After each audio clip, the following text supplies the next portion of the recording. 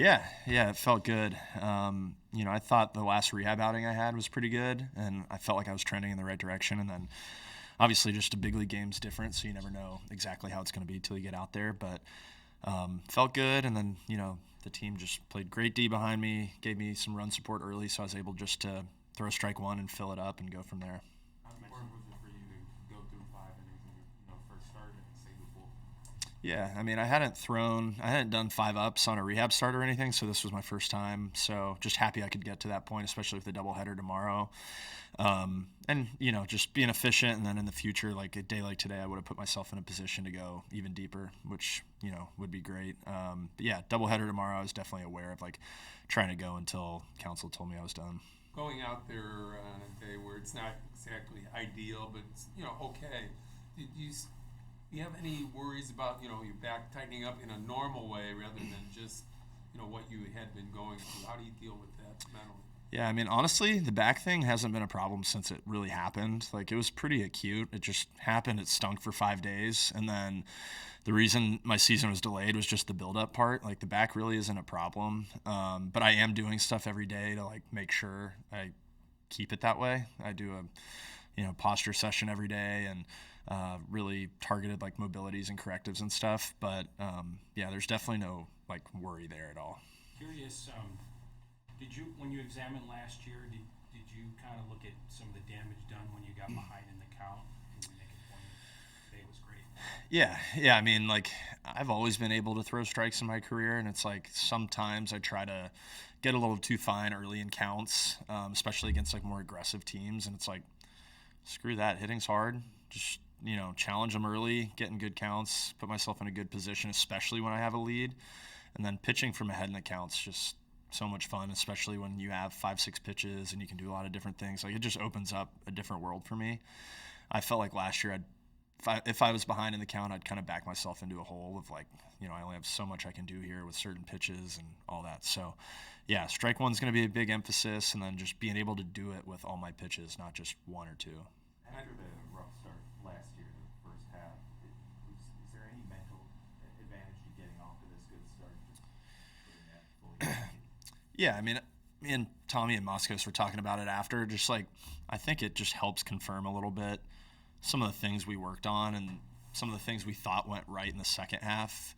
Just kind of like confirms that it's not luck. Like, we feel like we have a real formula for like when I'm at my best, what it should look like. And I feel like in the first half we weren't seeing that. And it was like, I don't think they knew what I looked like at my best. I don't think the catchers knew.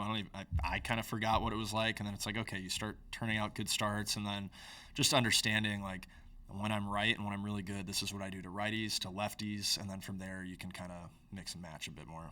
You've showed that you're a pretty good evaluator of talent in the system, and being down there with Brown and talking about Horton. I guess every team that is going to be in the playoffs has to have a lot of good pitching. What are your thoughts about what you've seen as far as these guys go and what the Cubs have going for them right now? Yeah, I mean, so I always felt like when I played with Pittsburgh, like I played at every level. I knew all the coaches at every level. I knew everything about the system and every person. I feel like here, just because I signed and I was in the big leagues, I didn't get the opportunity to like meet as many people and see the prospects and all that. So honestly, like, you want to be in the big leagues, but going on the rehab assignment was kind of cool for me just to see what we have down there. Our AA team is super stacked. Obviously, Cade Horton, there's some other good arms there, but offensively, that team's got some studs. And then in AAA, I mean, we've got a full bullpen there that's big league capable, mixed with prospects across the board. Yeah, just super impressed with like the way they all go about it, the passion for the game. Like, these are really talented kids who go about it the right way, and there's good coaches down there and stuff. So I was honestly like really fired up leaving. Your curveball looked pretty effective today. You used it a little bit more than you did on average last year. How much of that was just a matchup thing versus is that a pitch you'd like to use a little bit more to enhance your entire repertoire? Probably a little bit of both. Like, I feel like I used to throw it more, and last year it just wasn't as consistent. I was having a hard time commanding it.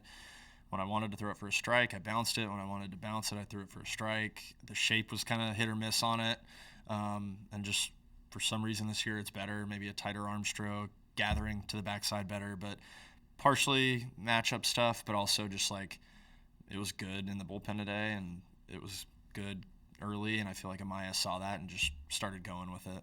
Since you're a good evaluator of talent, what adjectives would you use to describe Nico? I don't know about adjectives, but like I do. There is a sense of like when Nico goes, we go a little bit. Like he's such an just energizing player. He makes a great play on defense, or I didn't even think he had a chance to get to that ball, and then he hits a double the next inning. He's always looking to take the extra base. Like there's some really good leadership out of him, and he leads, by having energy every day. I definitely feel like when he goes, we go a little bit. And that could be said about like a lot of guys, but Nico's definitely got that just whatever it is about him where guys kind of follow him and feel that energy and passion. So, yeah, it's fun to watch him when he's hot. Even though on the broadcast they got you saying wow after that play, but does him making that, does that surprise you anymore, him being able to do that? I mean, a play like that will always surprise me. I don't care how good you are. Like, off the bat, I literally saw where the ball was, saw where he was, and just thought, there's no way he closes the gap on that. Like, it was hit kind of hard. And then not only does he field it, but he makes the throw and make the pick at first. So just the whole play was freaking sweet. But and then, of course, like the next pitch, Dansby makes a great play. So it's like, I mean, I guess I do kind of expect it out of those guys, and they expect it out of themselves, but that was a sweet play. Even though you're a veteran of a lot of starts, your first one this year coming back, is there still butterflies in you when you have your first start? Oh yeah, big time. Yeah, I was having a hard time eating today. I was definitely nervous. I've always gotten pretty nervous, and I think that's a healthy thing for me. But yeah, I hadn't felt that in a while. Jed talked before the game about the resiliency he's seen through the first three weeks with this group. As someone who's been observing this team near and far over that stretch, just what has stood out to you on the clubhouse and what this team has been able to do through these first couple weeks?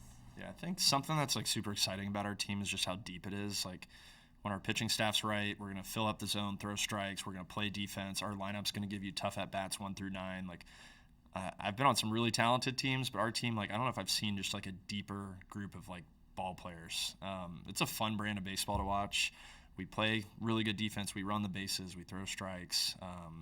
So yeah, it's gonna be definitely fun to watch. And just while I was out, it was fun just to see who stepped up. A guy like Assad, a guy like Shota, like never pitching in the big leagues, doing what he's doing. Just a lot of bright spots. How nice is that as a pitcher to have the defense behind you with Nico and Dansby? Yeah, I mean, two of the best in the game. And for me, like, I'm not a huge strikeout guy, so it just makes me comfortable knowing I can invite contact early in the count, and I have those dudes behind me. I have Bellinger, up the middle. Got guys all over the field that want to make plays, so that's a good feeling. After an outing like today, when you look at like the line, what sticks out to you? Is it the no walks? Is it the first pitch strikes? The ratio? Like, what do you like to look at? Yeah, a little bit of everything. I look at pitch metrics. I'll look at, I'll go back and rewatch tomorrow and take notes on like intention versus what I actually executed, just to make sure like I was executing the way I wanted. But yeah, first pitch strikes is always nice. But I like looking at like my pitch shapes and delivery a lot. Cool. Thank you.